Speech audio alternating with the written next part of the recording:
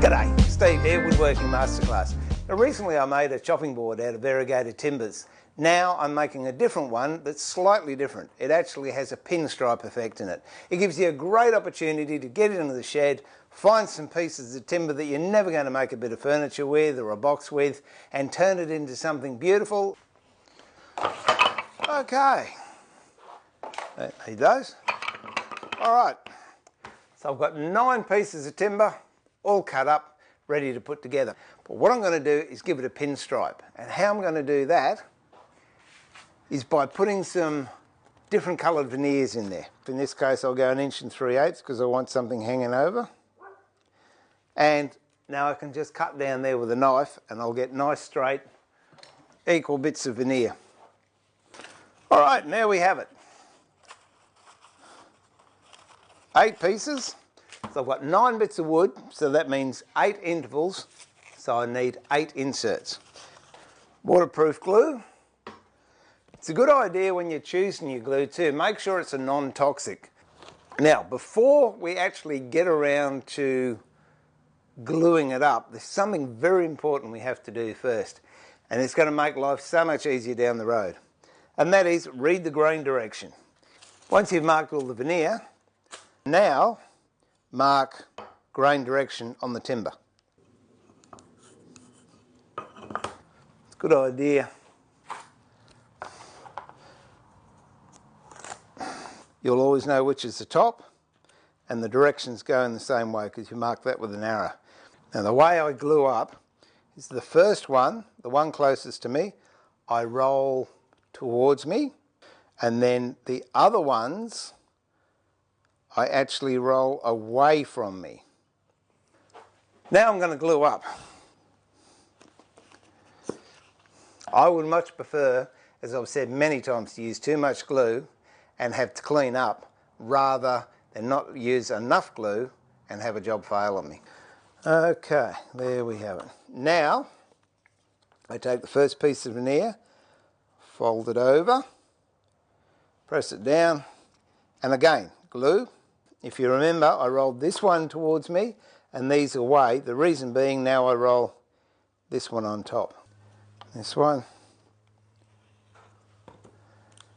What I'm doing here is called double gluing. Now, a lot of people have sent me emails saying you don't have to do it. And there are situations when I'll only glue one side, but something like this, now I'll glue 2.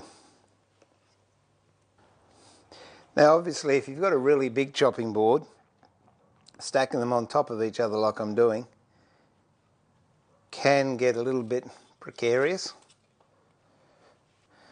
It's like a great rainbow layered sponge cake. Okay, now I've got it laid down. This is the top. We push it down, push the veneers down, and we've got extra high bits of veneer on the top, but that really doesn't matter. Square up the sides as much as you can. We're going to have to do a bit of trimming anyway. Now you'll find with these clamps, as you clamp them up, sometimes the board or the laminations will want to cup. So just check to make sure it's flat. And also these end pieces can tend to walk and get out of alignment. So just have a look, see how we're going there. Oh, that's all right. Now, very important part that I do, whoop, there's a rag. Again, bucket by the side of the bench. It's good for taking all this excess glue off, because we're going to have to take that glue off at some stage anyway, and it's much easier to wash it off. So I'll tell you what, that looks quite nice just the way it is, and that, believe it or not, is the underside of the board. Alright, so what I'll do, I'll put that over here to dry. And here it is, nice and dry. What we'll do is unclamp it.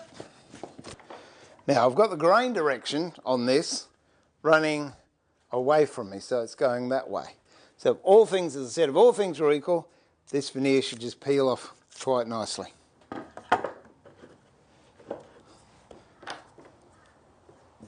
You right there, Bob? And the tail wag. And there you go. Next one. Primarily, the idea of this particular project was to use hand tools. So what I want to do is flatten this board, at least one side, and then it's up to you if you want to flatten the other side with hand tools or put it through a thicknesser. So what I use is nothing flash. I've got 3 very ordinary, very basic Stanley Baileys, number 4s, and an H&T Gordon smoothing plane. Now, the reason I've got 3 different planes here is because I've actually got 3 different shapes on the blade. One blade is convexed, means it's got a curve in it. The next one is a straight blade, but the corners have been ground off. And then this is a standard straight blade, number 4. And with the H&T Gordon, what I've got there is a standard blade. I've got it in scraper mode because you can use this either as a smoothing plane or a scraping plane with the same blade. But I have taken the corners of the blade off. So this is how I break it down. First of all, I'll get in with what I call a hogging plane, which is the one with the rounded blade. Okay, so we go forward, up and across. So really it's a double skewing action. The plane is on a skew and I'm actually skewing across the timber.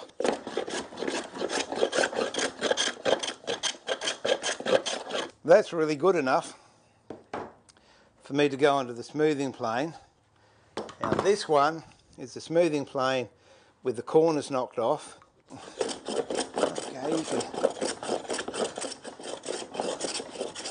Okay, that's sounding really nice now. The beautiful thing with this particular plane is I can go with the grain, against the grain, and it won't matter because the angle is so steep on it, it doesn't get underneath the grain and tear it out.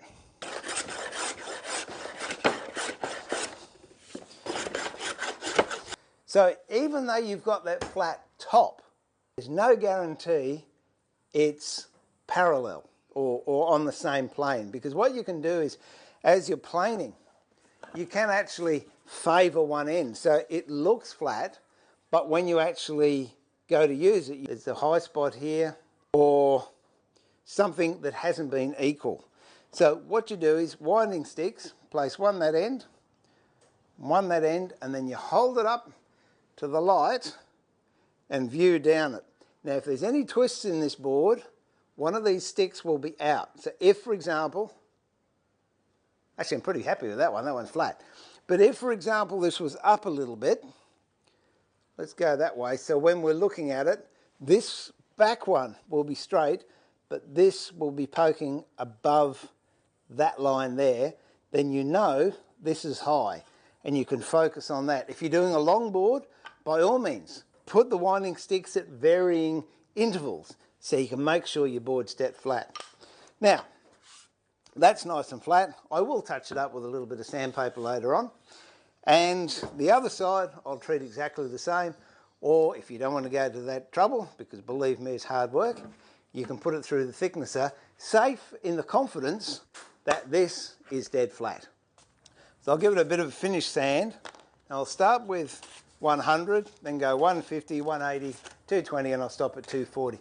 If it's furniture, look, I might go 400, even 600. But for a chopping board, hey, come on, 240.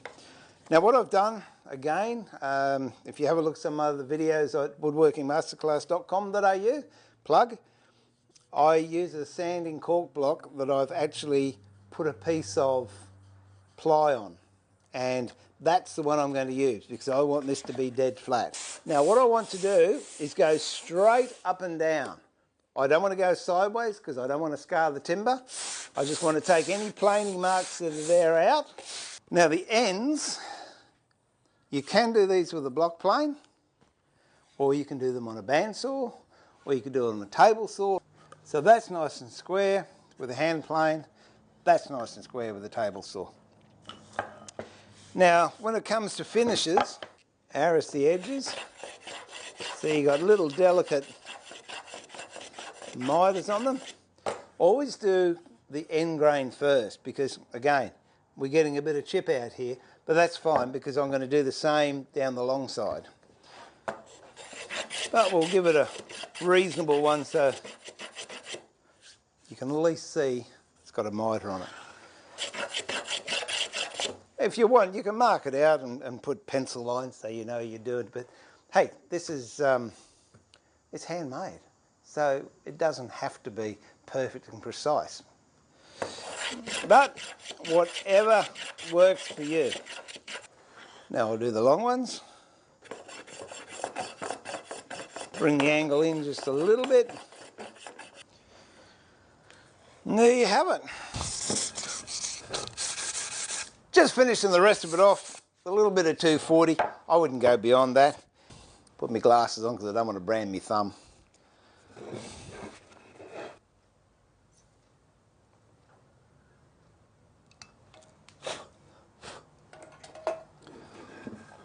And there we have it, a very unique signature.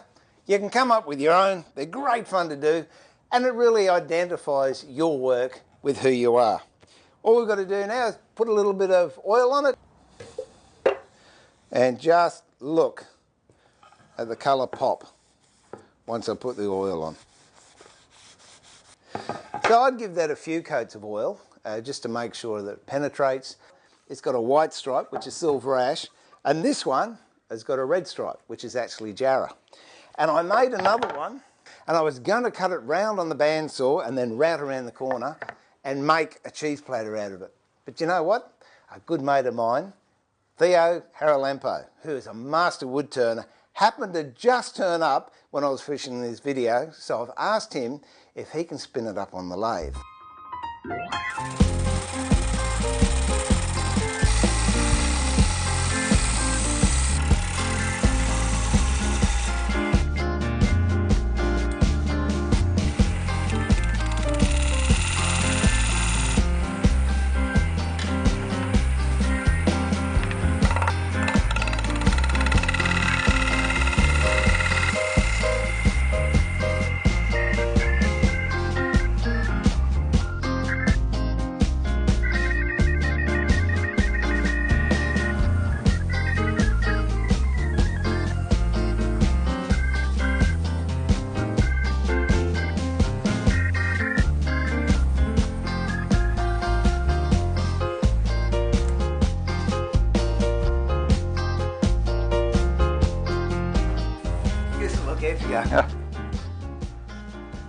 He's not bad, is he?